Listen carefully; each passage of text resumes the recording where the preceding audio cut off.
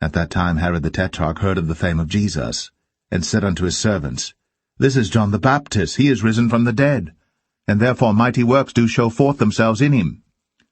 For Herod had laid hold on John, and bound him, and put him in prison for Herodias' sake, his brother Philip's wife. For John said unto him, It is not lawful for thee to have her. And when he would have put him to death, he feared the multitude, because they counted him as a prophet. But when Herod's birthday was kept, the daughter of Herodias danced before them, and pleased Herod. Whereupon he promised with an oath to give her whatsoever she would ask. And she, being before instructed of her mother, said, Give me here John Baptist's head in a charger. And the king was sorry.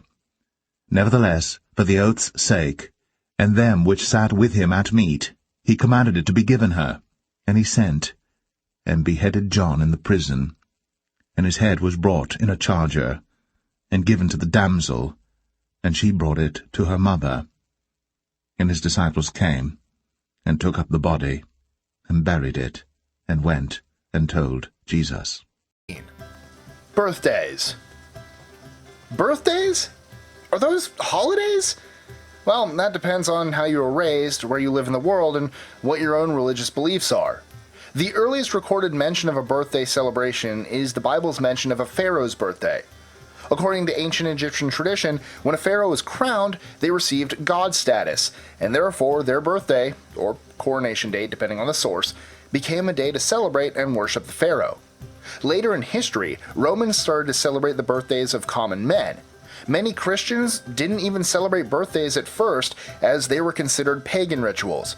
It wasn't until they started celebrating the birthday of Jesus that some Christians took up this tradition.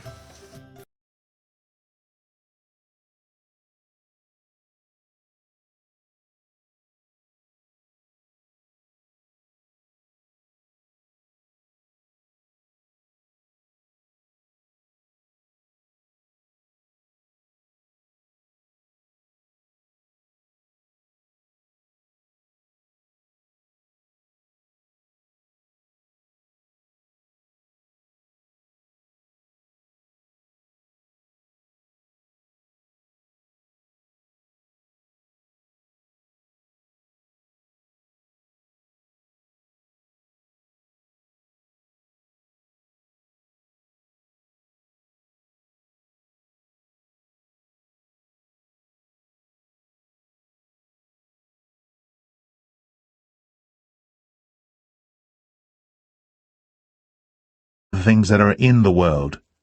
If any man love the world, the love of the Father is not in him. For all that is in the world, the lust of the flesh, and the lust of the eyes, and the pride of life, is not of the Father, but is of the world.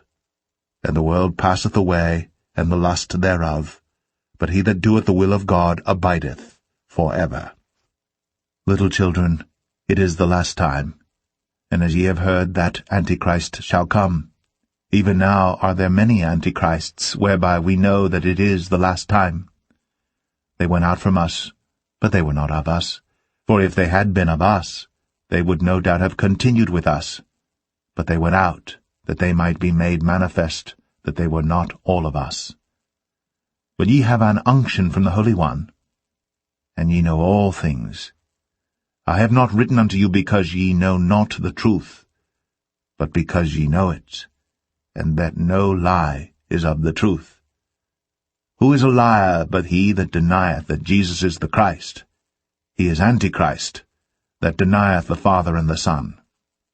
Whosoever denieth the Son, the same hath not the Father, but he that acknowledgeth the Son hath the Father also. Be strong in the Lord, and in the power of his might. Put on the whole armor of God, that ye may be able to stand against the wiles of the devil. For we wrestle not against flesh and blood, but against principalities, against powers, against the rulers of the darkness of this world, against spiritual wickedness in high places. Wherefore take unto you the whole armor of God, that ye may be able to withstand in the evil day, and having done all to stand. Stand therefore, having your loins girt about with truth, and having on the breastplate of righteousness, and your feet shod with the preparation of the gospel of peace.